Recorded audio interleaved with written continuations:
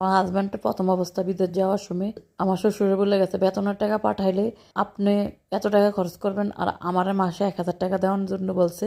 আর আমার শ্বশুরে বলছে বাকি টাকা হাজব্যান্ডের অ্যাকাউন্টে রেখে দিতে বলছে। তারপরে এই 1,000 টাকা করে আমার দেওয়ার জন্য বলছে, তো 1,000 টাকা করে আমার শ্বশুর প্রতি মাসে দিত।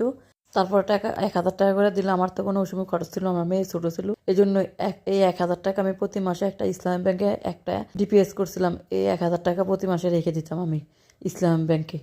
ওই সময় তো নতুন বিয়ে হয়েছে, মেয়ে ছোট, এই জন্য আমি বাপের বাড়িতে বেশি থাকতাম, শ্বশুর বাড়িতে বেশি একটা থাকতাম না। আর বাকি টাকা আমার শ্বশুর কি করতো, উনি সব টাকা খরচ করে ফেলতো সংসারের মধ্যে, 1 টাকাও রাখছে না অ্যাকাউন্টের মধ্যে।